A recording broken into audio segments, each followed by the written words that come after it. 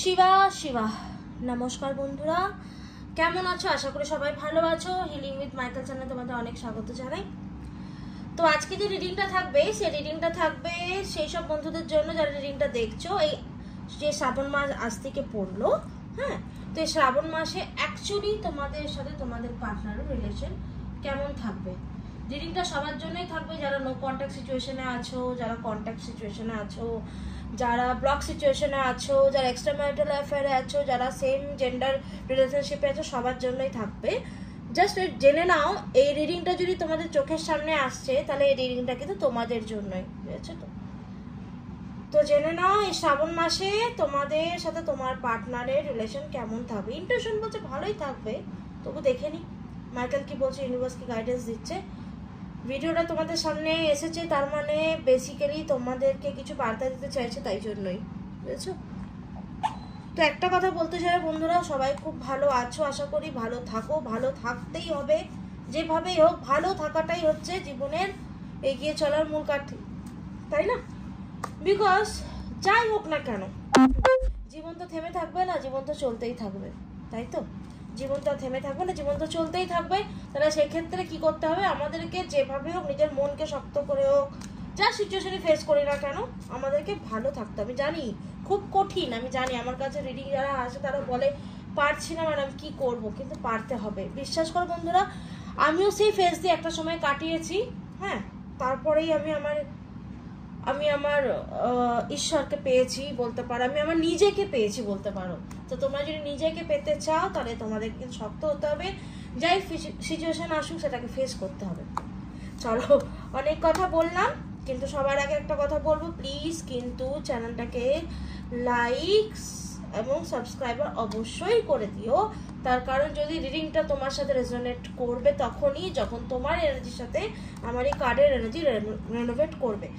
তো সেটা কি করে হবে? সেটা কিন্তু লাইক, শেয়ার বা সাবস্ক্রিপশন, এইভাবেই হবে। ওকে, চলো শুরু করছি আজকে রিডিংটা। জেনে নেবো মাইকেল, প্লিজ বলে দাও আমার বন্ধুদেরকে যে তাদের আসন্ন এই যে শ্রাবণ মাস, এই শ্রাবণ মাসে যে বড় মাস, এই শ্রাবণ মাসে তাদের রিলেশনশিপটা কেমন থাকবে। তো চলো দেখে নি বন্ধুরা, তোমাদের পার্টনারে তোমার প্রতি কারেন্ট ফিলিংস কেমন থাকবে এই শ্রাবণ মাসে, সেটা দেখে নি। চলো মাইকেল প্লিজ গাইড করো, মাইকেল প্লিজ গাইড করো, মাইকেল প্লিজ গাইড করো। আচ্ছা, wheel of Fortune, okay, card ভালোই আসছে, ভালো খারাপ মিলিয়ে আসছে, ঠিক আছে।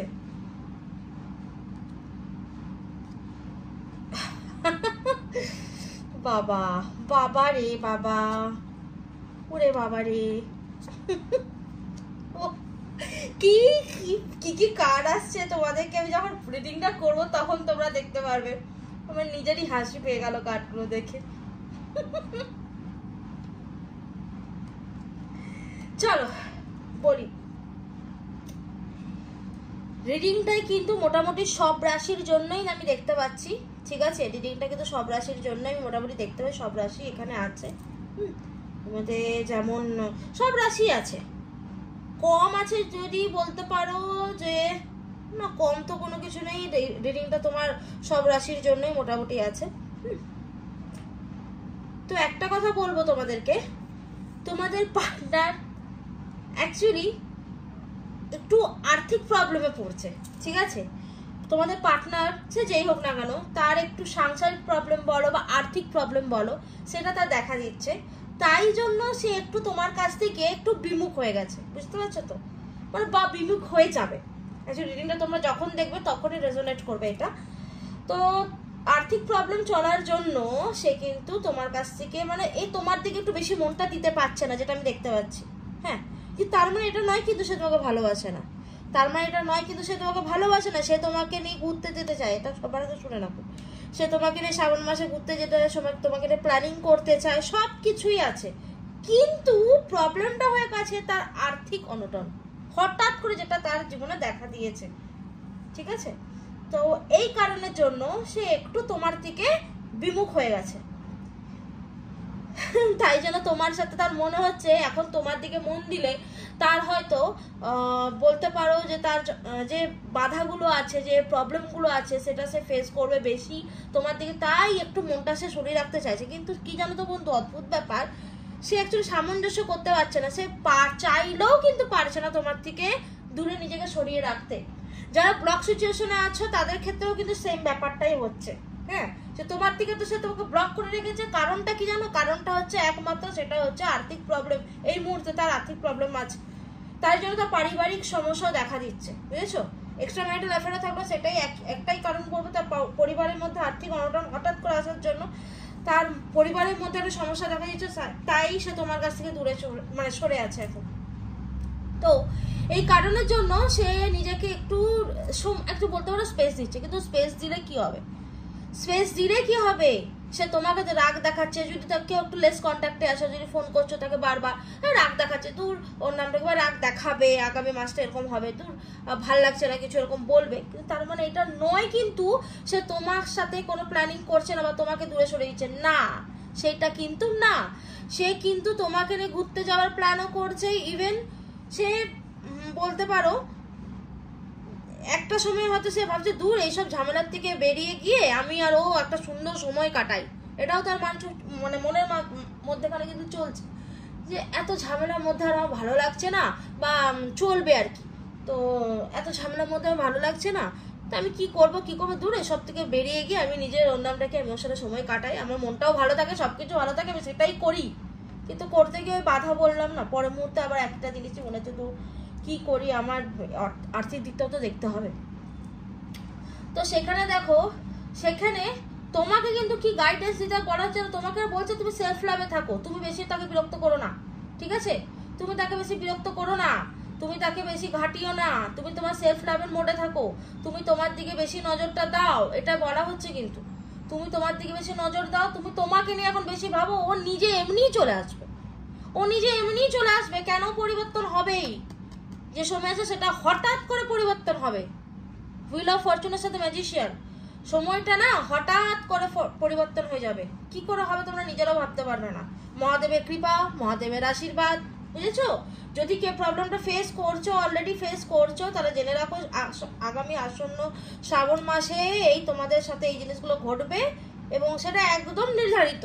মহাদেবের এটা একটা তোমাদেরকে বার্তা, যে যা প্রবলেমটা তোমার ফেস করছো, যা ওর মনে, তোমার পার্টনারের মনের মধ্যে চলতে দাও, বেশি ঘাটিও না, কিচ্ছু করো না, অ্যাকচুয়ালি কিন্তু তোমারই আছে, ও যে কোথাও যায়নি, শুধু সময়ের অপেক্ষা।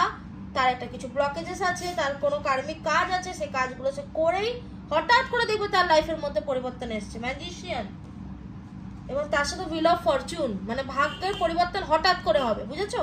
রিলেশনটা হঠাৎ করে চেঞ্জ হয়ে যাবে, মানে হঠাৎ করে দেখবে তোমার সাথে কথা বলছে না, ব্লকটা খুলে দিয়ে হঠাৎ করে দেখা গেলো তোমার সাথে কথা বলতে শুরু করে দিয়েছে, বুঝেছো? বা লেস কন্ট্যাক্টে ওটার সাথে তোমাকে কয় চলো ঘুরতে যাই, বাদ দাও তো, যা হয়েছে এরকম করে কথা বলতে শুরু করে দিয়েছে। অ্যাকচুয়ালি এইটাই হবে।